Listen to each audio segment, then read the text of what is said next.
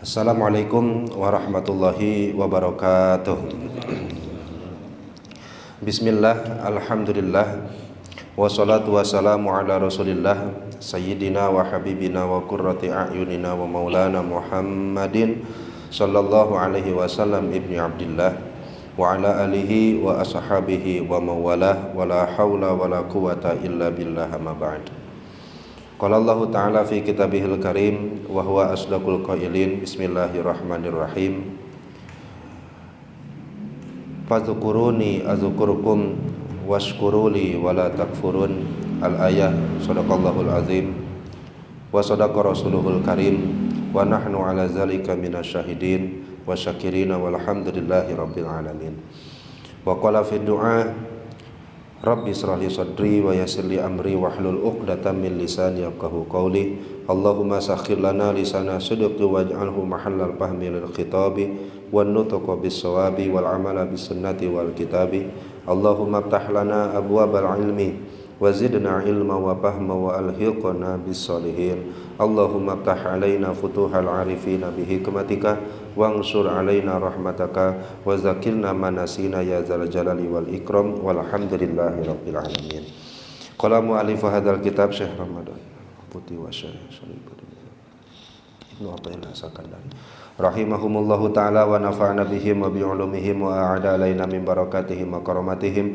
Allahumma wafiqna li isabati shawab wa janibna zayga wal irtiyab wa anfa'na wa muslimina bima hawa hadzal kitab ala hadhihi niyatil hasanah wa bi kulli niyatin salihah. Al-Fatihah. A'udzu billahi minasy syaithanir rajim. Bismillahirrahmanirrahim. Alhamdulillahi rabbil alamin arrahmanir rahim maliki yaumiddin. Iyyaka na'budu wa iyyaka nasta'in. Ihdinas siratal mustaqim. Siratal ladzina an'amta 'alaihim ghairil maghdubi 'alaihim waladdallin. Alhamdulillah, Bapak-bapak, pada kesempatan malam hari ini insyaallah kita lanjutkan kajian kita membaca kitab Hikam, yang mana pada kesempatan ini kita sudah sampai pada hikmah yang ke-137 namanya.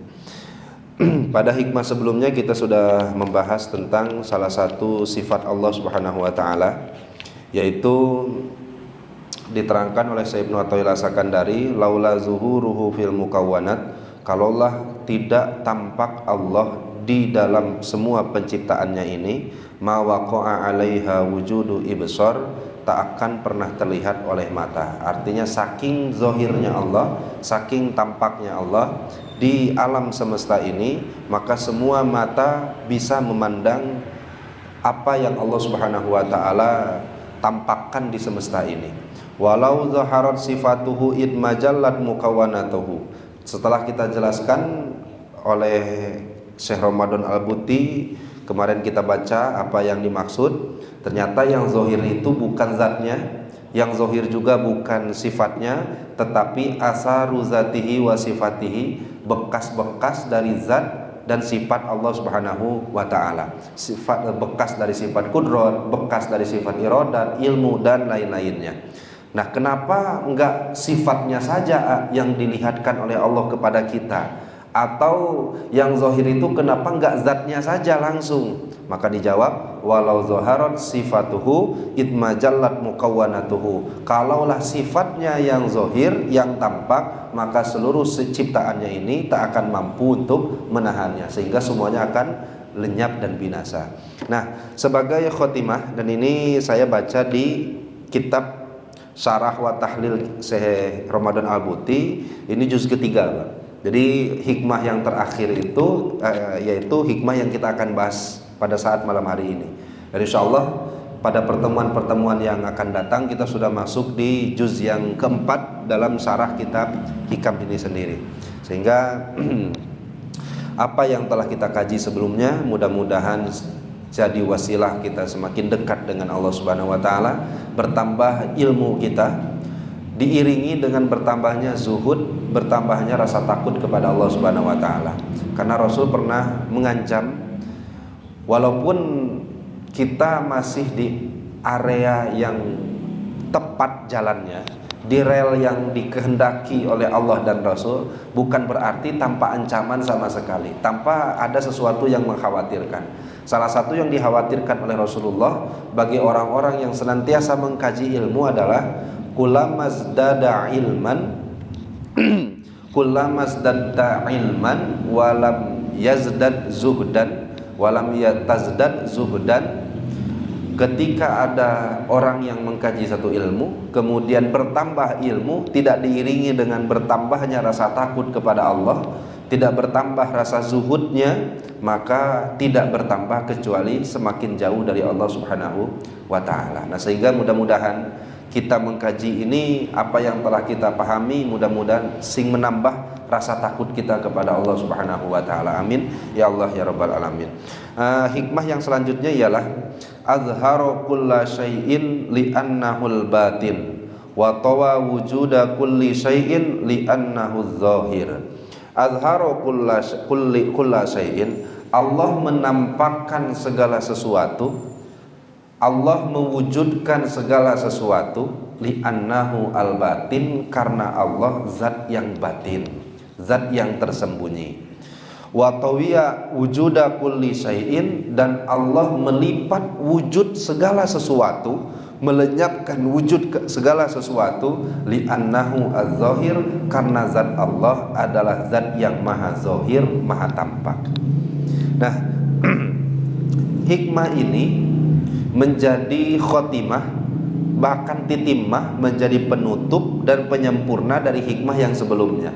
Secara garis besar kita artikan, Allah menampakkan segala sesuatu, menzahirkan alam semesta ini karena Allahnya batin.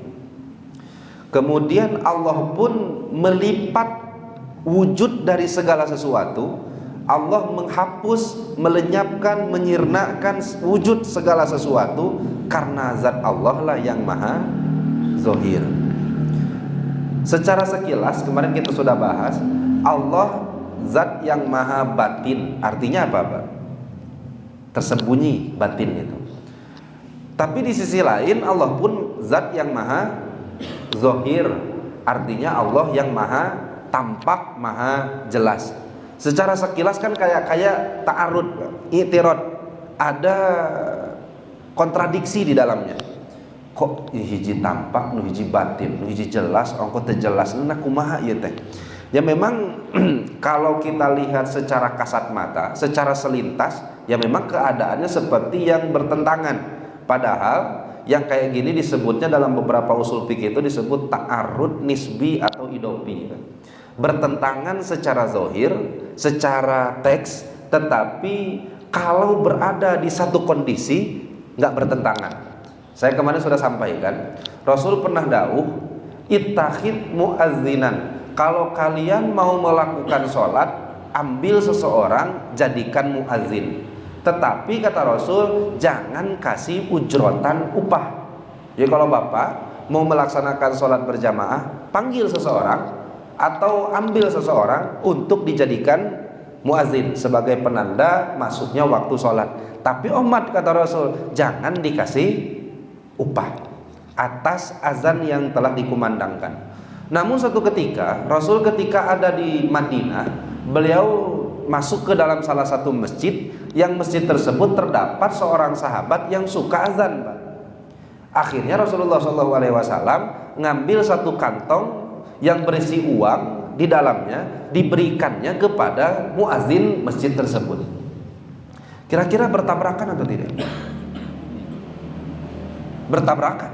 Makanya ketika kita baca satu hadis, nggak boleh langsung menghukumi satu hukum, nggak boleh, Pak. Di bapak umpamanya baca satu hadis, oh innamal ma'u minal ma'i, bahwasanya kewajiban mandi itu wajib kalau keluar air mani.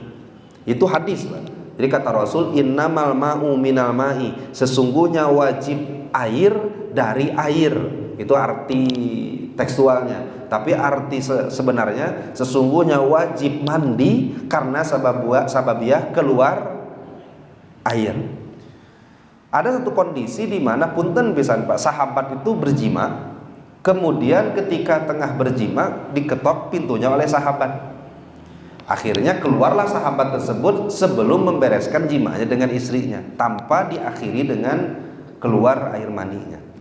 Pertanyaannya, kalau membaca hadis tadi, Pak, kesimpulan yang bisa didapatkan, ini sahabat langsung sholat atau wajib mandi dulu? Langsung sholat. Ada innamal ma'u minal ma'i, karena wajibnya mandi ya karena keluar. Kalau nggak keluar ya nggak wajib. Nah, artinya nggak bisa semerta-merta kita memahami satu hukum karena telah membahas satu hadis, nggak bisa. Itu pun sama terjadi ketika Rasulullah SAW melarang memberikan ujroh kepada seorang sahabat karena sababiyah dia diangkat menjadi muazin, tapi di sisi lain Rasul malah memberi sahabat tersebut upah atas azan yang pernah dikumandangkan. Nah, maka kata ulama ini namanya ta'arud nisbi atau ta'arud idopi. Secara dohir ya bertentangan, tapi kalau berada di kondisi yang dimaksud maka gak bertentangan. Hadis yang pertama, Rasul maksudkan dan tujukan kalau kita ngambil seorang muazin maka jangan dikasih upah andaikan muazin itu memberikan syarat agar azannya diberi upah. Itu gak boleh. Kalau ada orang, "Mang ayo adan, asal 10.000 mah setiap azan." Hei, andainya ada orang yang seperti itu, masuk kategori hadis yang pertama. Kemudian ada orang yang suruh azan. Akhirnya setelah azan, asa bagus azan teh. Sebagai penghargaan, saking senangnya, saya kasih agar besok dia mau azan. Masuk nggak ke kategori hadis yang pertama? Tidak masuk. Nah, sehingga yang kayak gini namanya ta'arud nisbi. Nah, sama dengan kita memahami Allah az-zahir, Allah al-batin. Zahir artinya tampak, batin artinya tersembunyi. Batinnya Allah itu seperti apa sifatnya? Ya, Allah tuh maha tersembunyi binisbati li hawasil insani min sam'in wa basarin. Kalau dihubungkan dengan panca indera manusia, sekuat apapun panca indera manusia menangkap eksistensi keberadaan Allah, gak akan bisa. Bapak mau coba-coba pakai teleskop sugan urang noong ka langit, gak akan bisa. Kenapa? Karena keterbatasan panca indera yang Allah titipkan kepada kita. Nah, sehingga timbul satu pertanyaan. Nanti ketika kita di surga lihat Allah atau tidak? Lihat, pakai apa? Pakai mata atau pakai hati? Secara tekstual hadis dohirnya kita nanti masuk surga lihat Allah tuh seperti kalian melihat bulan purnama. Artinya saking jelasnya, dan gak perlu kita antri berdesak-desakan, saking jelasnya melihat Allah. Pertanyaannya, melihatnya pakai apa? Ya pakai mata. Nah, itu jadi bukti ya. Jadi bukti bahwa mata kita mampu gening mengidrok Allah. Jadi bukti bahwa mata kita bisa melihat Allah Subhanahu wa taala. Gak bisa dikaitkan Pak dengan akhirat. Kenapa? Karena di akhirat kita diciptakan lagi menjadi ciptaan yang baru dengan sistem yang baru juga. Artinya Allah Subhanahu wa taala dawuh dalam Al-Qur'an, "Kullama nudijat juluduhum badalnahum juludan akhar." Salah satu orang yang akan masuk neraka akan mendapati mereka akan disiksa oleh Allah. Kulitnya dikelupaskan, dagingnya dihancurkan. Pertanyaannya, kulit yang telah terkelupas, kemudian daging yang telah dihancurkan, tumbuh lagi atau tidak, Pak? Tapi kata Allah, ketika terkelupas, ketika sudah hancur, kembali ke posisi semula. Berarti sistem tubuhnya sama atau beda? Beda. Nah, sehingga nggak bisa kita kiaskan kita melihat Allah nanti di surga dengan kita bisa melihat Allah di dunia. Nggak bisa. Kalau kita bisa lihat Allah dengan mata kepala di surga, kenapa nggak sedari sekarang saja kita bisa melihat Allah? Maka jawabannya, pada saat ini sistem panca indera kita belum mampu untuk mengidrok zat Allah Subhanahu wa taala. Belum mampu untuk bisa melihat, mendengar kalam Allah, merasakan keberadaan Allah secara langsung, nggak bisa.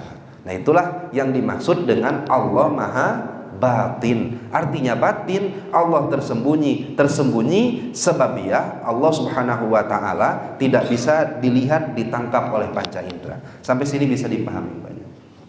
Yang kedua, Allah Maha Zahir. Kenapa Allah Maha Zahir?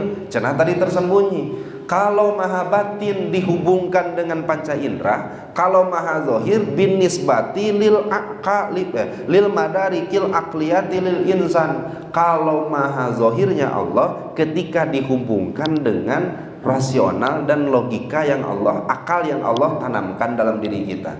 Saking jelasnya Allah, maka jelas ini untuk siapa? Mata? Bukan. Untuk telinga? Bukan. Tapi bagi akal yang mampu berpikir.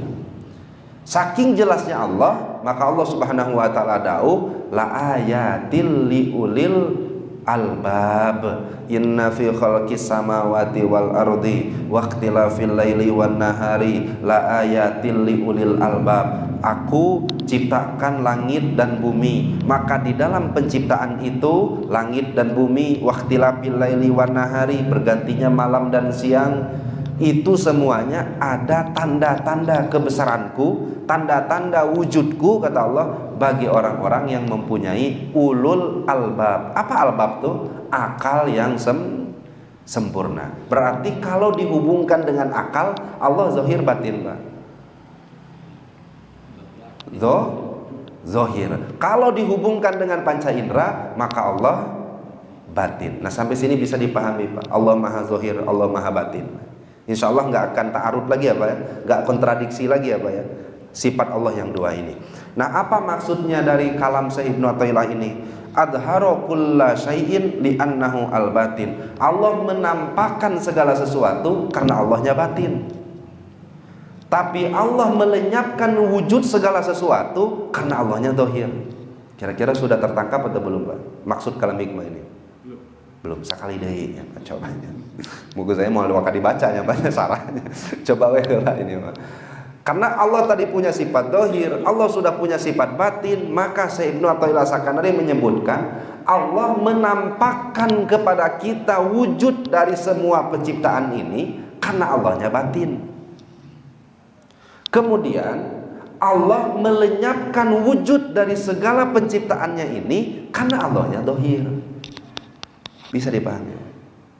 Oke lah, orang bacawi atau satu alat. Nah, sehingga itu maksud nakumaha. Nah, inilah pandangan orang-orang arifin ya Pak ya. Mereka melihat Allah, mereka serasa diawasi oleh Allah, melihat makhluk yang datang ke dalam hati adalah Allah. Karena rahasia mereka ini.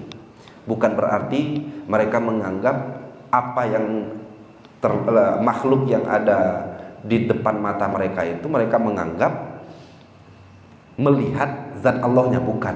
Yang mereka lihat itu bukan zat Allahnya, yang mereka lihat itu bukan sifat Allahnya, tapi yang mereka lihat adalah bekas dari sifat-sifat Allah yang tertanam di dalam penciptaannya ini. Dan bekas atau bahasa bekas itu kurangnya, karena kalau udah bekas jejak. Karena kalau Allah sifatnya itu menciptakan langit, itu kan jejak dari sifat kudrat Pak. Dari siapanya? Terus sifat kudrat itu masih terus ada, mengalir, atau sudah hilang Pak? Nah, maka kalau disebut jejak juga nggak pas ya Pak ya. Karena jejak itu setelah aksi ya tinggalkan. Sedangkan sifat kudrat Allah tidak seperti itu, iradahnya Allah tidak seperti itu. Artinya ketika Allah sudah menciptakan alam dunia, maka kudratnya terus terkoneksi dengan alam semesta ini. Tetapi kita bisa ambil kesimpulan bahwa dari tidak ada menjadi ada alam semesta ini karena sebabnya sifat kudratnya Allah yang mengatakan dalam Al-Quran kun fayakun. Nah, apa maksudnya Allah Subhanahu wa taala menzahirkan segala sesuatu karena dia batin? Fa'in lahatta ismallahil batin. Ketika kita memperhatikan, mentafakuri sifat Allah al-batin yang maha tersembunyi, fal mukawwanatu tattasifu idzan bizuhur, maka alam semesta akan menjadi zahir sebab tafakur itu. Ketika Bapak mentafakuri Allah maha batin, maka alam semesta akan berubah menjadi zohir tampak. Kenapa? Li'annaha fi mazahirihal barizah fiha tahmalul adillatal aqliyah al-katsirah ala wujudillahil khafiyyi anil hawasi wal anzar. Karena alam semesta ini secara zohirnya akan membimbing akal kita untuk menyadari ada satu zat yang tersembunyi, yang kekuatan dan sifatnya terus terkoneksi dengan alam semesta ini. Bisa dipahami Pak? Kita melihat alam semesta zohir, dan alam semesta ini membimbing akal kita menjadi dalil bahwa ada satu zat yang menciptakannya, ada satu zat yang sifatnya sampai sekarang tak pernah terputus dari alam dunia ini. Sampai-sampai kan Nabi Musa itu pernah bertanya kepada Allah, ya Allah, laras ente tidur, ente mengantuk, itu kan masyhur sekali banyak. Kata Allah, ya sudah, kamu tinggal ambil satu gelas, kemudian pegang sama tangan kananmu, bawa berdiri. Akhirnya sama Nabi Musa dipegang, lama kelamaannya pagi masih kuat, siang geus mulai heuai, sore geus mulai nundutan Pak, maghrib ngagubrak gelasnya. Maka kata Allah Subhanahu wa taala, andaikan satu detik saja aku tertimpa dengan sinnah atau naum, tertimpa dengan ngantuk ataupun tertidur, maka semua yang ada di alam semesta ini akan hancur dan binasa. Nah, sehingga Allah maha batin, karena yang tampak oleh mata kita adalah zohirnya alam semesta. Atau alam semesta yang zohir ini menjadikan dalil bagi kita, menuntun kita ada satu zat di belakangnya yang mengatur segala sesuatu yang terjadi di alam semesta. Maka kata Syekh Ibnu Athaillah Sakandari, Allah mendohirkan, memperlihatkan alam semesta ini ke mata kita, mendengarkan ke telinga kita. Semuanya Allah tampakkan alam semesta karena Allahnya batin. Bisa dipahami ya sampai sini. Nah, kemudian fa'in lahatta wa in lahatta ismallahi zahir. Tapi sekarang saya tidak mau mentafakuri sifat Allah yang batin. Ketika Bapak mentafakuri sifat Allah yang zahir, fal muqawwanatu kulluha binisbati lismihi haza tattasifu bil khofa'i wal intiwa. Kalau yang datang ke dalam hati kita sifat Allah yang maha zahir, maka wujud dari alam semesta ini akan sirna. Kok bisa? Ya, karena kita tahu alam semesta ini wujudnya karena diri sendiri atau diwujudkan? Diwujudkan. Bisa tidak yang wujudnya ini tergantung dengan wujudnya yang lain disebut wujud? Bisa nggak sesuatu yang adanya ini bergantung kepada adanya yang lain disebut ada secara hakikat? Nggak bisa kan Pak? Bagaimana kita mau mengatakan alam semesta ini ada, sedangkan adanya alam semesta ini bergantung pada adanya Allah Subhanahu wa ta'ala? Maka ketika sudah zohir di hati kita sifat dohirnya Allah, sudah muncul sifat dohirnya Allah, alam semesta ini wujudnya hilang. Kenapa hilang? Karena nggak mungkin kita disebut wujud sedangkan kita nggak bisa mewujudkan diri kita sendiri. Bisa dipahami atau tidak? Sakene. Agak berat. Berapa kali diulang-ulang anggar keke-keke. Oke, coba kita ulangi lagi banyak. Dari mulai pertama. Andai Bapak masuk ke dalam hati mentafakuri sifat batin, artinya Allah maha tersembunyi, maka makhluk-makhluk ini akan bersifat dohir di mata kepala kita. Kenapa bisa dohir? Ya karena Allahnya batin.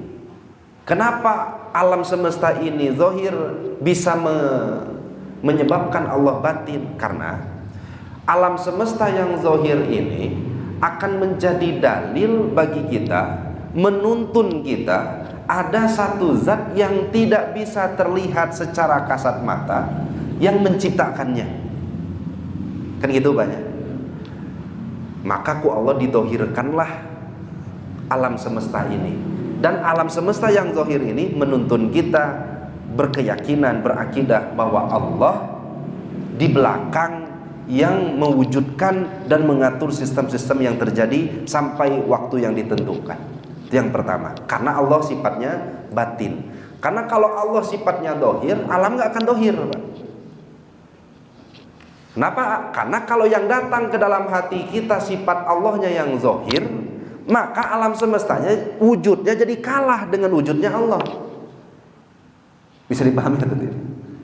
Sekarang Bapak meresapi makna sifat Allah yang maha zahir, yang maha tampak, yang memiliki wujud hakiki. Tiada wujud selain wujud Allah Subhanahu wa ta'ala. Kenapa nggak ada lain selain, ada wujud selain wujud Allah? Karena wujud yang lain tergantung wujudnya kepada wujud Allah. Maka kalaulah kita banding-bandingkan, ini wujud asal, yaitu wujud Allah, yang dari wujud ini akan menjadi alam, makhluk, dan lain-lainnya. Kira-kira yang kalau ini sudah zohir di dalam hati, yang ini kelihatan atau tidak, Pak? Ya nggak kelihatan. Kenapa? Pasti kita akan langsung melihat sumbernya. Bisa dipahami atau tidak? Belum kena ya? Tapi insya Allah bapak-bapak sekalian, ketika kita lihat ke depan, Pak, kelihatan ini, Pak. Kelihatan, Pak. Zahir atau tidak? Zahir. Tapi secara batin Bapak nggak bisa menafikan ada sumberan lampu yang menjadi sumber Bapak bisa lihat ini. Larasnya? Ada cahaya yang sumbernya anggap saja itu batinnya. Artinya yang nampak di dalam hati kita, zahirnya ini, tembok ini, atau di dalam hati Bapak, tembok ini kelihatan sama saya karena sebabnya ada cahaya yang meneranginya. Atau seperti itu yang ada di dalam hati kita. Atau hati kita hanya dah tembok, itunya mah gak kepikiran sama sekali. Nah, seseringnya mah ketika kita lihat makhluk, yang kita lihat adalah makhluknya, nggak sampai hati kita kesumberan makhluk ini bisa terlihat sebabnya apa. Nah, maka ketika Sayyidina Athaillah Sakandari menggambarkan betapa hatinya orang arifin itu melihat makhluk, kenapa ini dohir? Karena yang itunya batin. Andaikan yang itu dipindahkan ke sini, cahaya itu dipindahkan ke sini, yang tampak dohir temboknya atau cahayanya? Cahayanya. Bisa dipahami atau tidak? Cari ini. Insya Allah bapak-bapak sini macalakan semua lah ya, sudah bisa. Nah, sehingga Allah zahir menyebabkan wujud alam semesta menjadi batin. Allah batin menyebabkan wujud alam semesta menjadi zahir. Nah, itulah kenapa Allah memiliki sifat ya az-zahir, ya al-batin. Nah, kemudian apa tujuannya Syekh Ibnu Athaillah As-Sakandari menyampaikan hikmah ini kepada kita? Bapak, ini merupakan pangkal tauhid yang harus kita tanamkan dalam hati. Bapak mau seluhur apapun makam dalam kedekatan kepada Allah Subhanahu wa ta'ala, semuanya memegang tauhid yang sama, akidah yang sama. Alam semesta wujudnya bergantung kepada wujud Allah Subhanahu wa ta'ala. Ketika disebutkan alam semesta zahir, bukan berarti Allah dan alam semesta itu bertempat, atau alam semesta itu menjadi tempat enggonnya Allah, bukan. Tempat cicingnya Allah, bukan. Kalau seperti itu yang dimaksud, maka akan menjadi hulul wa wahdatul wujud.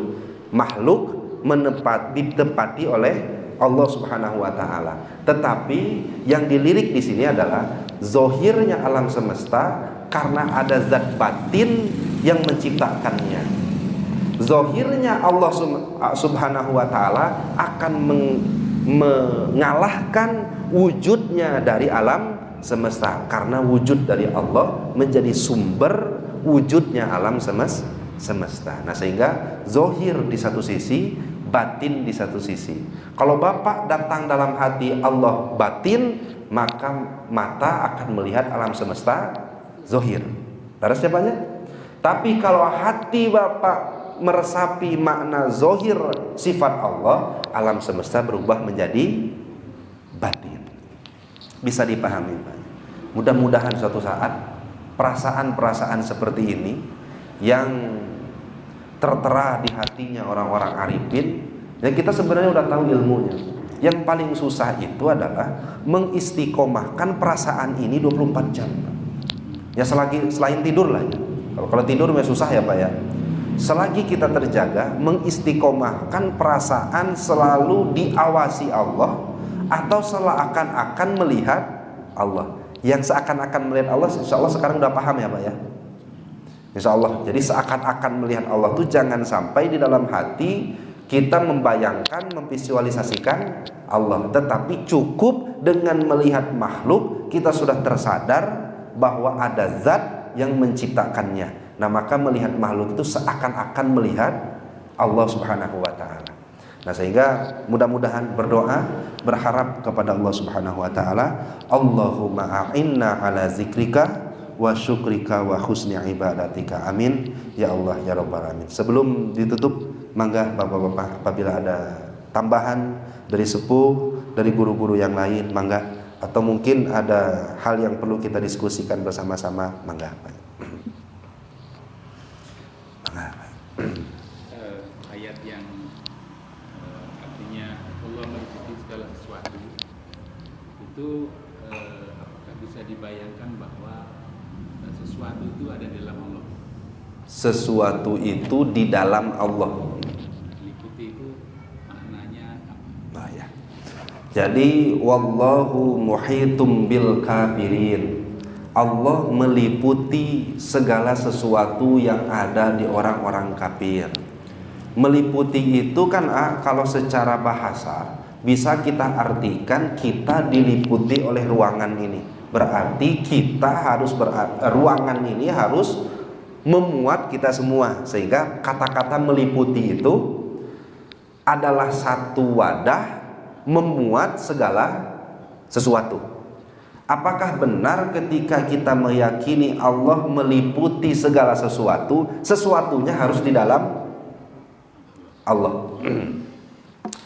Kalau seperti itu pemahamannya, nanti seakan-akan Allah itu menjadi wadah bagi seluruh alam semesta. Jadi Allah itu wadah, yang dari wadah tersebut nanti diliput oleh Allah Subhanahu wa taala. Nah, sehingga ini menjadi semacam naksun, kekurangan yang kita itikadkan, kita berikan kepada Allah Subhanahu wa taala. Kenapa menjadi kekurangan?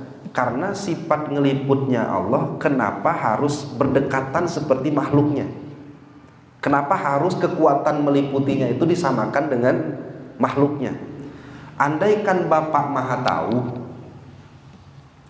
Bapak tahu dan Allah tahu, sama dong ya beda. Kenapa beda? Karena taunya kita harus pakai sebab mendengar dan melihat. Boleh nggak kita anggap bahwa Allah Maha Tahu sebab mendengar, sebab melihat? Boleh nggak Pak? Allah itu tahu sebabnya Allah mendengar dan melihat. Boleh nggak Pak? Nggak boleh. Kenapa? Karena menjadi kekurangan bagi Allah, karena taunya disamakan dengan makhluk.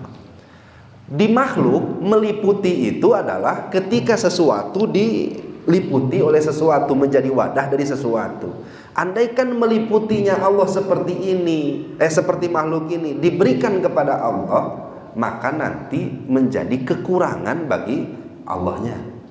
Nah, sehingga makna dari meliputinya Allah kepada seluruh makhluk di tafsir-tafsir pasti dimaknakan dengan ilmunya Allah, pengetahuannya Allah meliputi seluruh makhluknya. Artinya Allah tahu kapan kita meninggal. Allah tahu nggak Pak? Berapa lama daun yang sekarang lagi tumbuh itu akan jatuh ke bumi? Tahu nggak Pak? Detiknya, menitnya, harinya, tahunnya, tahu nggak Pak? Tahu. Nah, meliputi itu sebenarnya bukan zatnya, tetapi pengetahuan Allah yang maha luar biasa. Karena cakupan pengetahuan Allah mencakup 3 hal. 1, fil madi, wal hal, wal mustaqbal. Allah tahu yang dulu, Allah tahu yang sekarang, Allah tahu yang akan datang. Sehingga yang meliputi bukan zatnya, tapi pengetahuannya. Sehingga kalau Bapak menganggap bahwa Allah meliputi segala sesuatu adalah zatnya, maka seakan-akan nanti Allah menjadi wadah atas sesuatu, pasti makhluk. Bisa dipahami. Karena nggak mungkin sesuatu bisa jadi wadah kalau bukan makhluk. Ada nggak Pak? Sesuatu bisa jadi wadah tapi bukan makhluk. Sebutin satu aja. Ya Allah, nggak bisa ya Pak. Nggak bisa. Nah sehingga kalau Allahnya menjadi wadah dari segala sesuatu, nanti jadi Allahnya kurang, Allahnya aib, Allahnya hilang kesempurnaan karena diserupakan dengan makhluk. Gitu Pak. Gitu, Pak. Ada lagi Pak, tanapi cepat Pak. Cekap pengintan banyak. Mudah-mudahan sih ada manfaatnya. Wabillahi taufiq wal hidayah wal afu minkum. Wassalamualaikum warahmatullahi wabarakatuh.